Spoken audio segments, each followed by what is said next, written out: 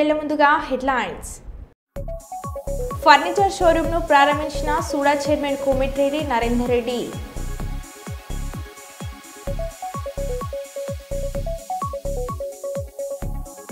ధాన్యం కొనుగోలు చేయాలని కోరుతూ కలెక్టర్ ఆఫీసులో ధాన్యం బస్తాతో రైతు నిరసన.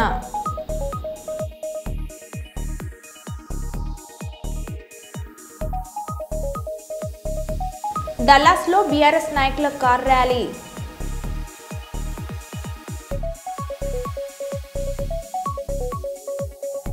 అన్నవరం దేవస్థానంలో ఆలస్యంగా వెలుగులోకి వచ్చిన ఆలయ ఏఈఓపై ఫిర్యాదు.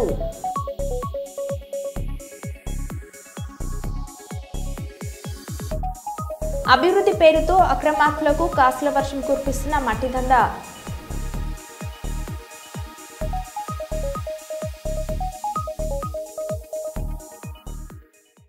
ఇక వివరాలకు వెళ్తే, సింగరేణి మారుపేర్ల విజిలెన్స్ బాధితులతో కలిసి ఐఎఫ్టియు ఆధ్వర్యంలో బుధవారం సాయంత్రం RG3 GM కార్యాలయం ముందు ధర్నా నిర్వహించి జనరల్ మేనేజర్కు మెమోరాండం అందజేశారు. ఈ సందర్భంగా GLBS రాష్ట్ర వర్కింగ్ ప్రెసిడెంట్ ఐ కృష్ణ మాట్లాడారు.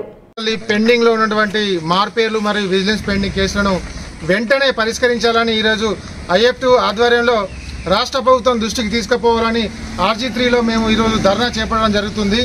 ఈరోజు మేము తెలియజేసేది ఒకటే, గత 35 నుంచి 40 సంవత్సరాలు మా తండ్రులు సింగరేణిలో ఉద్యోగం చేసినప్పటికీ లక్షల వేల కోట్ల లాభాలు తీసుకొచ్చినప్పటికీ మా కుటుంబాలకు న్యాయం జరగలేదు. మారుపేర్ల వల్ల మా ఉద్యోగాలు పక్కన పెట్టి ఇవాళ చోద్యం చూస్తున్నటువంటి రాష్ట్ర ప్రభుత్వానికి మేము చెప్పదలుచుకున్నది ఒకటే, గత ప్రభుత్వం ప్లేస్లో కూడా మీరు వెళ్తారు, మీరు కూడా ఈ సమస్యను పరిష్కరించలేకపోతే మేము ఇక్కడి నుంచి తెలియజేసేది ఒకటే, 30 నుంచి 40 సంవత్సరాలు మా తండ్రులు నిజాయితీగా కష్టపడి బొగ్గును వెలుగుదీస్తే ఇవాళ రాష్ట్ర ప్రభుత్వాలు కోట్ల బడ్జెట్ పెట్టి పవర్ ప్లాంట్ ఓపెన్ చేసుకుంటున్నాయి. మరి మా పరిస్థితి ఏంటి? మా తండ్రులు కష్టపడరు కదా, మేము కొడుకులం కాదా? అవసరమైతే మేము DNA టెస్ట్ కూడా సిద్ధంగా ఉన్నాం మారుపేట కుటుంబాలం. అయ్యా CMD గారు, మీరు కమిటీ పేరుతో కాలయాపన చేయడం కంటే మేమే స్వయంగా మా ఇళ్లలోకి ఆహ్వానిస్తున్నాం, రండి మా ఇంటికి. మా తండ్రి చేసింది నిజం కాదా? మేము మా కొడుకులం కాదా? మీరు తేల్చుకోండి. కానీ మీరు కమిటీల పేరుతో కాలయాపన చేస్తే ఇప్పటికే 2 ప్రాణాలు బలైనాయి. దయచేసి CMD బలరాం గారు, మీరు కార్మికులకు బాంధవులుగా పేరు తెచ్చుకున్నారు కాబట్టి మా మారుపేరు సమస్య విజిలెన్స్ పెండింగ్ కేసులను పరిష్కరించి మాకు న్యాయం చేయాల్సిందిగా మేము వేడుకుంటున్నాం. నిర్మల్ జిల్లా ఖానాపూర్ తహసీల్దార్ కార్యాలయం ఇప్పటికీ పాత భవనంలోనే పనిచేస్తూ ఉండటం, సిబ్బంది పురాతన నిర్మాణ శైలిలో కూడిన ఈ భవనం ఎన్నో సంవత్సరాలుగా మరమ్మతులు లేకుండా ఉండడంతో సురక్షితంగా లేదని ప్రజలు భావిస్తున్నారు. వర్షాకాలంలో తడిచే స్థితి, గోడలు బీటలు ఊడిపోవడం, పైకప్పు నుంచి జల్లుగా నీరు కురవడం వంటి సమస్యలు ఎదురవుతున్న అధికారులు ఇప్పటివరకు దాంట్లోనే పనిచేయడంపై ప్రజలు, ఉద్యోగులు నిత్యం భయభ్రాంతులతో పనులు కొనసాగిస్తున్నారు. స్థానికులు చెప్తున్నట్లు నూతన భవనం నిర్మాణానికి ప్రభుత్వం తక్షణ చర్యలు తీసుకోవాలని, అధికారులు భద్రతా అంశాన్ని గమనించి తగిన నిర్ణయం తీసుకోవాలని డిమాండ్ చేస్తున్నారు. తహసీల్దార్ కార్యాలయం ప్రజలకు ముఖ్య సేవల కేంద్రం కావడంతో దీనిపై జిల్లా యంత్రాంగం సత్వర చర్యలు తీసుకోవాల్సిన అవసరం ఉందని కోరుతున్నారు.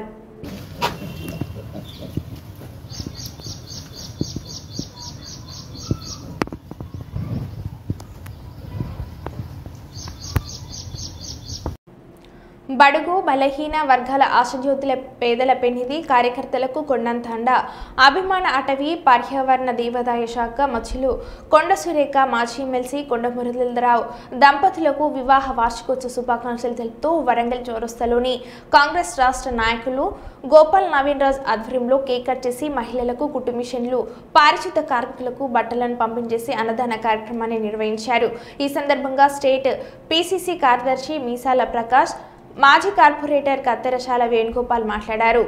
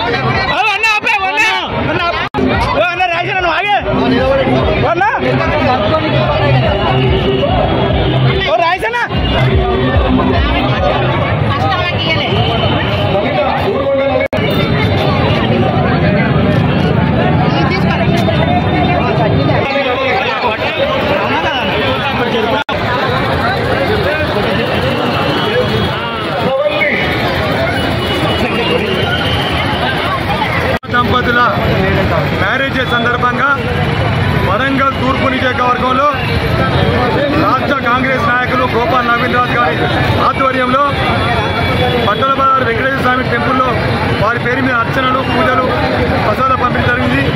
అలాగే వివిధ దేవాలయాలలో కూడా వారి పేరు మీద ప్రత్యేక పూజలు అర్చనలు జరిగింది. అలాగే వరంగల్ చౌరస్తాలో భారీ కేక్ కట్ చేసి కుట్టు మిషన్లు పేదల కుట్టు మిషన్లు పంపిణీ చేసి అన్నదాన కార్యక్రమం కూడా గోపాల్ నవీన్ రాజు గారు ప్రారంభించడం జరిగింది. మన పారిశుద్ధ కార్మికులకు మున్సిపల్ పారిశుద్ధ కార్మికులకు అందరూ కూడా బట్టలు దాదాపు సుమారు 1000 మంది మున్సిపల్ పారిశుద్ధ కార్మికులకు బట్టలు కూడా పంపిణీ చేయడం జరిగింది గోపాల్ నవీన్ రాజు గారు. మరి ముఖ్యంగా ఏంటంటే కొండా దంపతులు వారి వివాహ మహోత్సవం వారు 10 కాలాల పాటు 100 సంవత్సరాల పాటు జరగాలని ఆ భగవంతుని ప్రార్థిస్తూ ఇవాళ కొండా దంపతులు సర్పంచ్గా రాజకీయ రంగ ప్రవేశం చేసి ఎంపీటీసీగా ఎంపీపీగా జిల్లా కాంగ్రెస్ నాయకులుగా రాజకీయ నాయకులుగా సాయంపేట శాసనసభ్యులుగా పరకాల శాసనసభ్యులుగా వరంగల్ తూర్పు శాసనసభ్యులుగా మంత్రిగా కూడా సీనియర్ మంత్రిగా కూడా ఇలా కొనసాగుతూ ఉన్నారు. మరి ముఖ్యంగా ఏంటంటే అంచెలంచెలుగా ఎదిగిన కొండా దంపతులకు ఇలా మరిన్ని అవకాశాలు ఎదగాలని సందర్భంగా ఆ భగవంతుని ప్రార్థిస్తూ ఇవాళ వరంగల్ తూర్పు నియోజకవర్గంలో పరకాల నియోజకవర్గంలో గోపాల్ నవీన్ రాజ్ గారి ఆధ్వర్యంలో పెద్ద ఎత్తున అన్నదాన కార్యక్రమాలు పేదలకు బట్టల పంపిణీ అనే దేవాలయాల పూజలు ప్రత్యేకమైన పూజలు వారి పేరు మీద జరుగుతూ ఉండే సందర్భంగా తెలియజేసుకుంటూ మంచిర్యాల పట్టణంలో భాగంగా జాగృతి అధ్యక్షురాలు ఎమ్మెల్సీ కల్వకుంట్ల కవిత పెద్దపల్లి జిల్లా రామగుండం కార్పొరేషన్ టీ జంక్షన్ వద్ద అంబేద్కర్ విగ్రహానికి పూలమాలలు వేసి నివాళులను అర్పించారు. అనంతరం జై భీమ్ జై కేసీఆర్ అంటూ నినాదాలు చేశారు. ఈ సందర్భంగా జాగృతి శ్రేణులను కలిసి అభివాదం చేశారు. కవిత పర్యటన ముందస్తు సమాచారం ఉన్నప్పటికీ బీఆర్ఎస్ పార్టీ శ్రేణులు గాని తెలంగాణ బొగ్గు గాని కార్మిక సంఘం నాయకులు హాజరు కాలేదు. దీనికి తోడు జాగృతి ఆధ్వర్యంలో ఏర్పాటు చేసిన ఫ్లెక్సీలలో కవితతో పాటు మాజీ సీఎం కేసీఆర్ ఫోటో తప్ప కేటీఆర్ ఫోటో లేకపోవడంతో నాయకులు విస్మయానికి గురయ్యారు.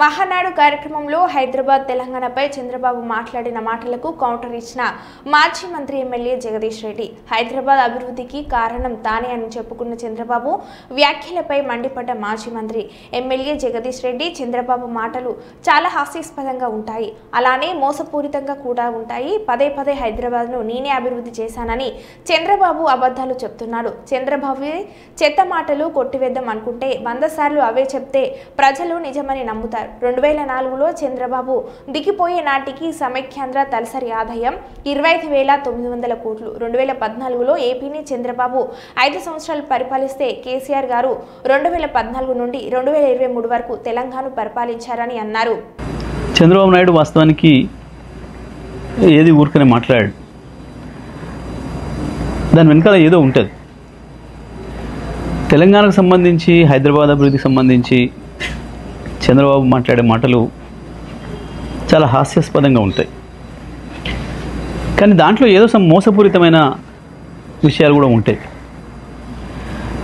ఎందుకంటే ఆయన నిన్న మొన్న మాట్లాడింది, మహానాడులో మాట్లాడింది, అసలు అది తెలంగాణకి ఏమాత్రం సంబంధం లేని కార్యక్రమం అక్కడ. కానీ అక్కడ మళ్ళీ నిన్న మాట్లాడుతూ ఇవాళ భారతదేశంలో తెలంగాణ తలసరి ఆదాయం నెంబర్ 1 ఉంది, కానీ దానికి కారణం నేనే అని మాట్లాడడం. పదే పదే హైదరాబాదు నేనే అభివృద్ధి చేసిన. సరే, ఇవి చెత్త మాటలు లేని కొట్టేద్దామని అనిపిస్తుంది.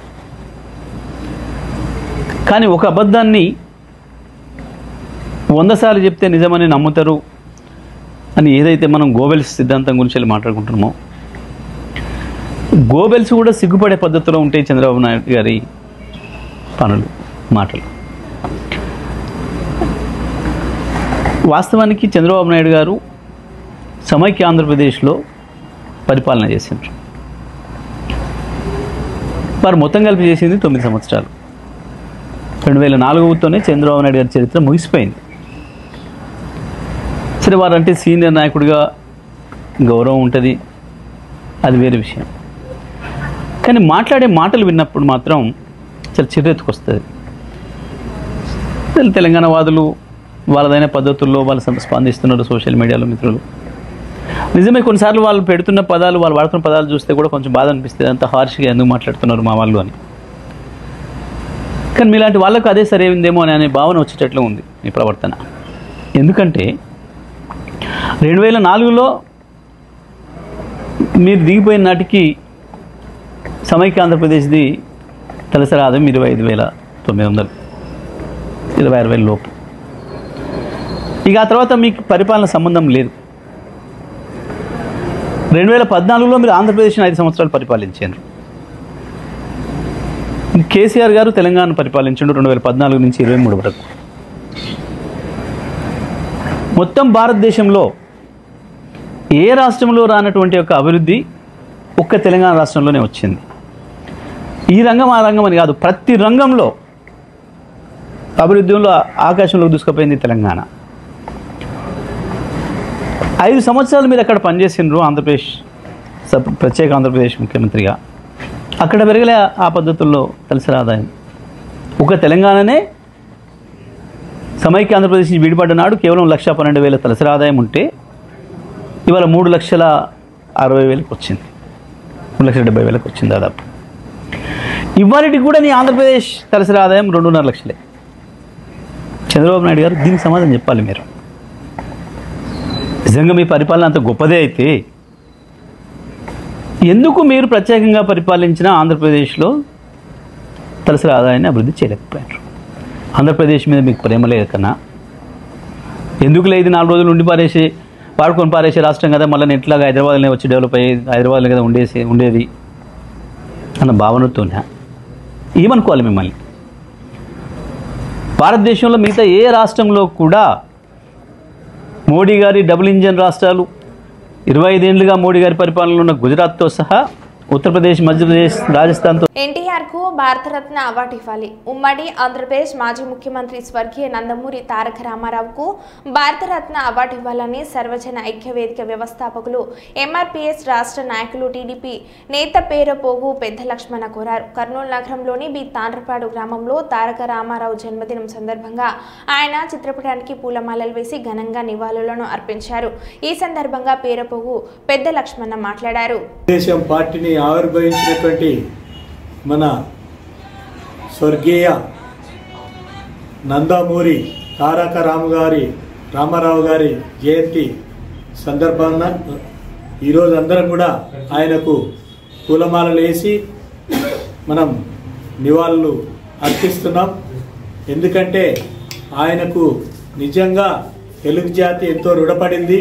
ఈ తెలుగు జాతికి వన్నె తెచ్చినటువంటి మహానీయుడు ఎవరంటే మరి తారక రామారావు అని చెప్పేసి ప్రతి ఒక్కరికి తెలిసిన విషయమే. మన రాష్ట్రంలో తెలుగు తేజం ఉత్తేజపడేలాగా ఈరోజు మరి మహానాడు కూడా కడప గడపలో జరుగుతున్నది. మరి అదే సందర్భంలో మేము కూడా ఆయన జయంతిని మరి ఇక్కడ జరుపుకుంటున్నాం. మేమందరం కూడా చాలా సంతోషిస్తున్నాం. ఎందుకంటే పేదలకు 2 రూపాయల బియ్యం తీసుకొచ్చినటువంటి ఘనత మరి రామారావు గారిది. మరి అంతేకాకుండా ఈ యొక్క రామారావు గారు పేదలకు సంక్షేమ పథకాలు, పేదలకు మరి నిమ్న జాతులకు అందరికి కూడా ఈయన రాజ్యాధికారం మరి తెలియజేస్తూ ప్రతి ఒక్కరికి అందాలి ఈ యొక్క రాజకీయ ఫలాలని చెప్పేసి కూడా మేము గుర్తు చేస్తున్నాం. ఎందుకంటే రామారావు గారి యొక్క ఆకాంక్ష కూడా అదే. మరి ప్రజలే దేవుళ్ళు, మరి ప్రజలే ఆలయం అని చెప్పేసి ఆయన యొక్క నినాదం. మరి ఆయన యొక్క నినాదం ఈరోజు ప్రతి ఒక్కరు కూడా స్ఫూర్తిదాయకంగా ఈరోజు పెద్ద పెద్ద నేతలు అవుతున్నారు. ప్రతి ఒక్క కార్యకర్త కానుంచి చేసుకుంటగా పోయినటువంటి వాళ్ళు మరి టీడీపీలో మరి దీనికి మేము కూడా కూటమి తరపున మందాకృష్ణ మాదిక్ గారు మరి ఆయన కూడా కూటమికి మద్దతు తెలియజేస్తూ మరి బీజేపీ, మరి టీడీపీ, జనసేన, మరి ఎంఆర్పిఎస్ కూడా మద్దతుగా మరి ఒక ఉవ్వెత్తున మరి అత్యధిక మెజార్టీతో గెలిపించుకోవడం జరిగింది మరి చంద్రబాబు నాయుడు గారిని. మరి అంతేకాకుండా ఇప్పుడు మందాకృష్ణ మాదిక్ గారు కూడా మనకు మన రాష్ట్రపతి అవార్డు నుంచి మరి ఎందుకంటే పద్మశ్రీ అవార్డు గతంలో ప్రకటించినప్పుడు మరి ఆయనను మేమెంతో మరి పూలమాలలేసి సత్కరించుకోవడం కూడా జరిగింది. ఎందుకంటే ఈరోజు నిజంగా ఈయన జన్మదినం రోజున మరి రాష్ట్రపతి అవార్డు ఇవ్వడం అనేది చాలా గర్వించదగ్గ విషయం. మరి ఎందుకంటే ఆయన గారు కూడా పద్మశ్రీ అవార్డు రావడం మరి మాదిగ జాతి అంతా కూడా ఎంతో ఆయన కృషి వల్ల, ఆయనకు అందుబాటులో ఉండడం వల్ల మరి వచ్చింది. కాబట్టి మరి ఆయనకు కూడా మరి కృతజ్ఞతలు తెలియజేస్తున్నాం. మరి ఇప్పుడు రామారావు గారికి కూడా, స్వర్గీయ రామారావు గారికి భారతరత్న కూడా ఇవ్వాలని చెప్పేసి కూడా మేము ఆయన స్ఫూర్తి మీద మరి ఎందుకంటే ఆంధ్ర రాష్ట్రంలో మరి తెలుగు తేజాన్ని ఎప్పటికీ ఉండిపోయేలాగా చేసినటువంటి ఘనత ఆయనకే దక్కింది. కాబట్టి ఆయనకు భారతరత్న ఇవ్వాలని చెప్పేసి కూడా నేను డిమాండ్ చేస్తున్నాం. మీ పేరు? చేరపోగు లక్ష్మణ. సూర్యాపేట ఖమ్మం జాతీయ రహదారిపై అగ్ని ప్రమాదం జరిగింది. మోతే వద్ద ప్రైవేట్ ట్రావెల్స్ బస్సులో చెలరేగిన మంటలు. ప్రమాదంలో బస్సు పూర్తిగా దగ్నమైంది. బస్సులో ప్రయాణికులు ఎవరు లేకపోవడంతో తప్పిన ప్రాణ నష్టం. ప్రమాదాన్ని పసిగట్టి అప్రమత్తమైన డ్రైవర్ బస్సు టైర్ పేలడంతో ఒక్కసారిగా వ్యాపించిన మంటలు.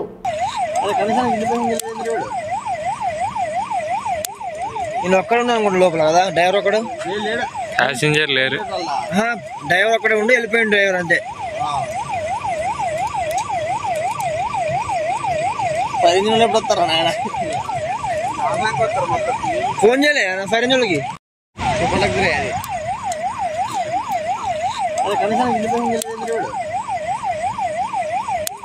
నేను ఒక్కడ ఉన్నాను అనుకుంటా లోపల కదా డ్రైవర్ ఒకడు, ప్యాసింజర్ లేరు. డ్రైవర్ ఒకడే ఉండి వెళ్ళిపోయింది. డ్రైవర్ అంతే. 10 నిమిషాలు ఎప్పుడు వస్తారా నాయన? ఫోన్ చేయలే 10 నిమిషాలకి. ప్రైవేట్ పాఠశాలలకు దీటుగా ఇంటిగ్రేటెడ్ పాఠశాలలు రెడీ చేస్తున్నామని ముఖ్యమంత్రి చెప్తున్నారు. బిల్డింగ్ కడితే చదువు రాదు. గతంలో మా సిలబస్ కంటే ఏ మార్పు తీసుకువస్తున్నారో చెప్పాలి. ఇంటిగ్రేటెడ్ స్కూల్స్ మీరు కడితే దాంట్లో ఎవరిని షిఫ్ట్ చేయాలి అనుకుంటున్నారు. గురుకులాల్లో ఉన్న పిల్లలైనా లేదా గవర్నమెంట్ పాఠశాలలో ఉన్న పిల్లలైనా లేదా కొత్త వాళ్ళని తీసుకువస్తారా చెప్పాలి అని మాజీ మంత్రి ఎమ్మెల్యే సబితా ఇంద్రారెడ్డి అన్నారు. దాంతోపాటు ఒక్కసారి ఇంటిగ్రేటెడ్ స్కూల్ నేను ఏర్పాటు చేస్తున్నా, చాలా ప్రైవేట్ స్కూల్స్తో దీటుగా నేను చదువు చెప్పాలనుకుంటున్నా అంటే బిల్డింగ్ కట్టినంత మాత్రాన చదువు రాదు. ముఖ్యమంత్రి గారు మీరు ఏం మార్పు తీసుకొస్తున్నారు? గతంలో ఉన్న మా సిలబస్ కానీ ఇప్పుడున్న సిలబస్లో ఏం మార్పు తీసుకొస్తున్నారు? ఊరికైనా బిల్డింగ్లు కడుతున్నాం, కేసీఆర్ గారు కట్టారు కాబట్టి నేను కూడా కట్టి పెడతాను బిల్డింగ్లు అంటే కుదరదు. కేసీఆర్ గారు కలెక్టర్లు కట్టారు, ఎస్పీ ఆఫీసులు కట్టారు, సెక్రటరీ కట్టారు. కాబట్టి నేను కూడా ఇంటిగ్రేటెడ్ స్కూల్ కట్టేసి వదులుతుంటే కాదు, దాంట్లో ఎవరిని జాయిన్ చేసుకోవాలనుకుంటున్నారు? ఇంటిగ్రేటెడ్ స్కూల్స్ మీరు కడితే గురుకులాల్లో ఉన్న పిల్లల్ని అక్కడ షిఫ్ట్ చేస్తారా? గవర్నమెంట్ స్కూల్లో ఉన్న పిల్లల్ని అక్కడ షిఫ్ట్ చేస్తారా? కొత్త పిల్లల్ని రిక్రూట్ చేసుకుంటారా? అది చెప్పాల్సిన అవసరం ఉంది. పద్మశ్రీ అవార్డును స్వీకరించి 31వ తారీఖున వరంగల్ జిల్లాకు మొట్టమొదటిగా విచ్చేస్తున్న పద్మశ్రీ మందకృష్ణ మాదిగకి పెద్ద ఎత్తున స్వాగతం తెలుపుట కొరకు మీడియా సమావేశం.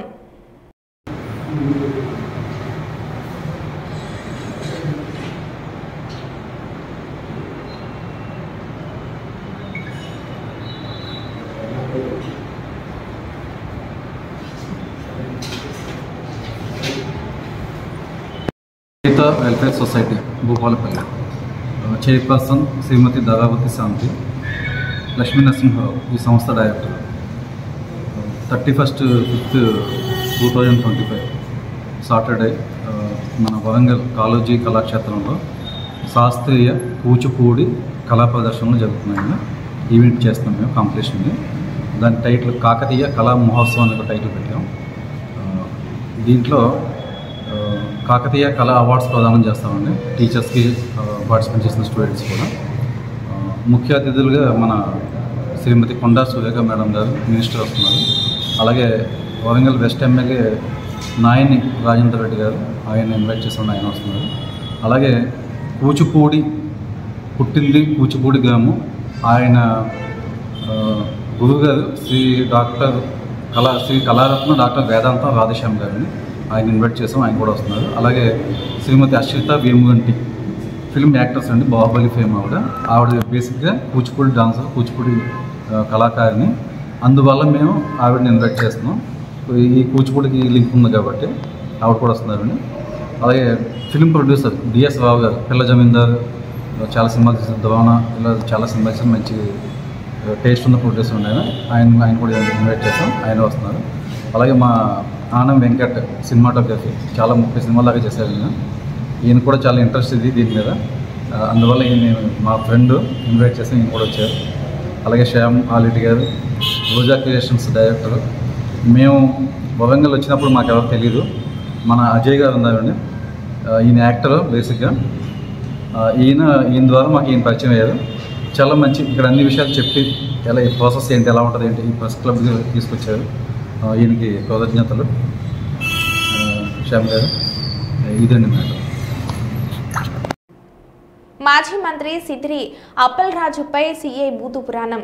ఏం తమాషా ఇది అంటూ దుర్భాషలాడిన సీఐ తిరుపతిరావు మాజీ మంత్రి అని చూడకుండా అప్పలరాజు వైపు వేలు చూపిస్తూ బూతులు మాట్లాడిన సీఐ ప్రవర్తనపై మహిళలు, గ్రామస్తులు మండిపాటు. శ్రీకాకుళం జిల్లా వజ్రపు కొత్తూరు పోలీస్ స్టేషన్ వద్ద ఆదివారం సాయంత్రం ఉద్రిక్తత. వజ్రపు కొత్తూరు మండలానికి చెందిన గూడ ధనరాజ్ ఇటీవల కురిసిన గాలివానకు పశువుల షెడ్డు పాడైపోవడంతో మళ్లీ నిర్మించుకున్నాడు. దీనిపై ఆయన భార్య లక్ష్మితో వ్యక్తిగత కక్షతో వాగ్వాదానికి దిగిన గ్రామానికి చెందిన టీడీపీ నాయకులు ఆ సమయంలో షెడ్డును కూల్చేందుకు ప్రయత్నం చేసిన టీడీపీ నేతలు అడ్డుకున్న లక్ష్మిపై సైతం దాడి చేశారు.